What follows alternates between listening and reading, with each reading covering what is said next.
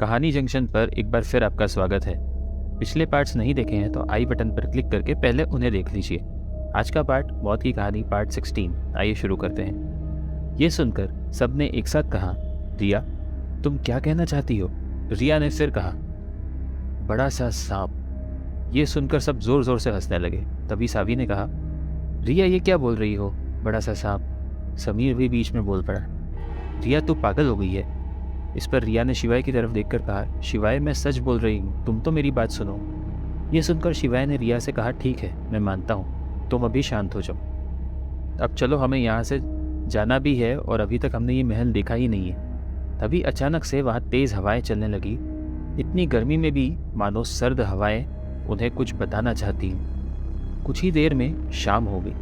करण ने कहा, मुझे लगता है हमें चलना चाहिए, वरना किसी को पता चला कि हम यहाँ हैं तो सब परेशान हो जाएंगे। तभी अचानक से बाहर तेज बारिश होने लगी। ये देखकर समीर ने कहा, यार इतनी तेज बारिश क्यों होने लगी है, अब हम कैसे वापस जाएंगे? तभी सावी ने कहा, हम यहीं रुकते हैं कुछ देर, बारिश जब खत्म हो जाएगी तब हम यहाँ से चलेंगे। इस पर सबने हाँ कहा, लेकिन रिया ने घबराते हुए कहा, नहीं अभी चलो यहाँ से। इस पर सावी ने कहा, रिया रिलैक्स, हम बारिश खत्म होते ही यहाँ से चले जाएंगे। धीरे धीरे अंधेरा हो गया। सबने एक दूसरे का हाथ पकड़ रखा था। शिवाय ने कहा, समीर मोबाइल का टॉर्च ऑन करो। ये सुनकर समीर ने अपना फ़ोन निकाला और टॉर्च ऑन कर दी।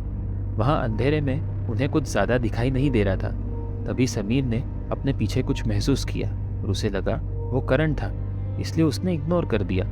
तभी एक तेज़ आवाज़ आई जिसने कहा, तुम में से कोई नहीं बचेगा।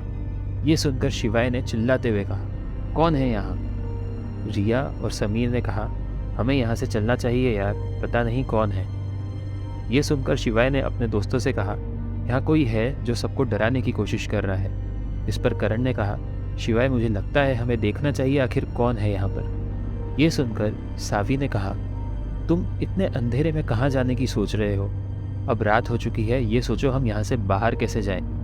तभी वहाँ का दरवाज़ा तेज़ आवाज़ के साथ बंद हो गया। उनके टॉर्च की लाइट भी बंद हो गई।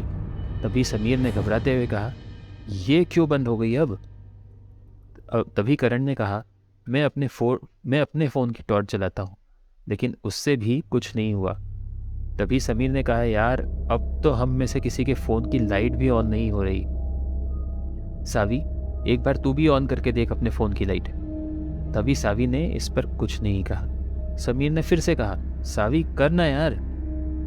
दोबारा भी सावी का जवाब ना पाकर समीर ने कहा, सावी तू सुन रही है ना मैं क्या कह रहा हूँ? कोई जवाब न मिलने पर शिवाय ने सावी का नाम पुकारा, लेकिन उन्हें कोई जवाब नहीं मिला। शिवाय ने कहा, रिया। इस पर रिया ने कहा डरते हुए कहा, हाँ मैं यही हूँ। समीर और करण ने भी कहा, यार हम सब यही हैं, लेकिन सावी कहाँ है? शिवाय ने कहा, सावी तुम कहाँ हो?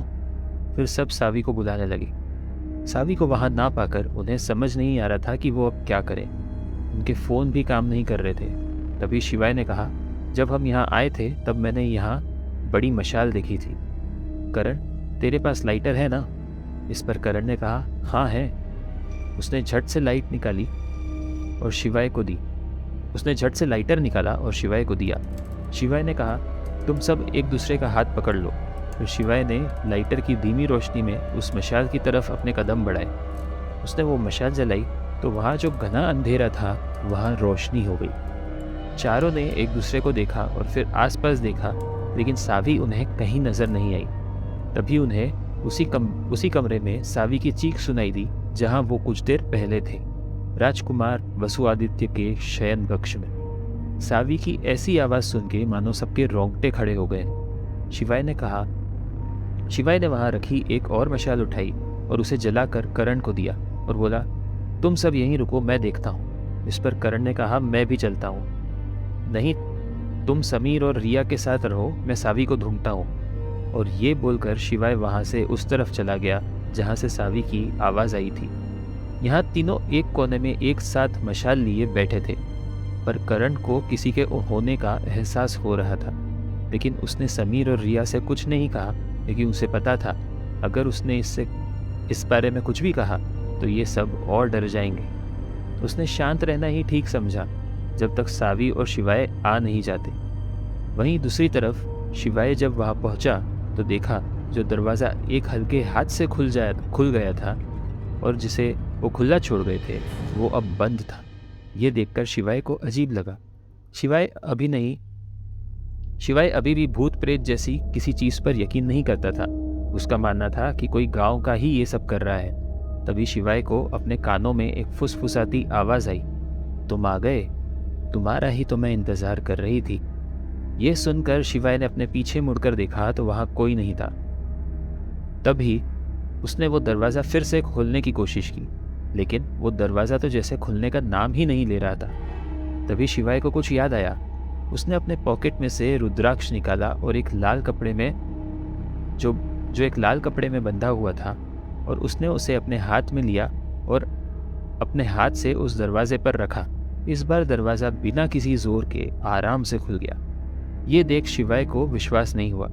दरअसल ये रुद्राक्ष उसी बूढ़े बाबा ने शिवाय को दिया था जब वो वहाँ से वापस जा रहा था। बाबा ने शिवाय से सिर्फ इतना कहा था कि ये तुम्हारी मदद करेगा। उन्होंने शिवाय को ये नहीं बताया था कि इसका इस्तेमाल कैसे करना है और आखिर इसमें कौन सा रुद्राक्ष है। शिवाय ने सोचा ये बाद में देखूंगा, वहीं सावी को अभी सावी को ढूंढना ज़रूरी है। तभी शिवाय उस कक्ष में दाखिल हुआ और उसने चारों तरफ सावी को पुकारने लगा। तभी उसे किसी ने तेज़ी से नीचे की ओर धक्का दे दिया, जिसकी वजह से उसकी मशाल हाथ से गिर गई।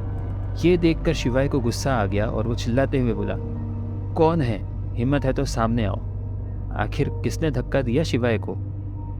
आखिर क्या है इस महल का राज?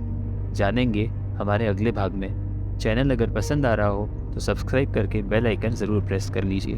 धन्यवाद।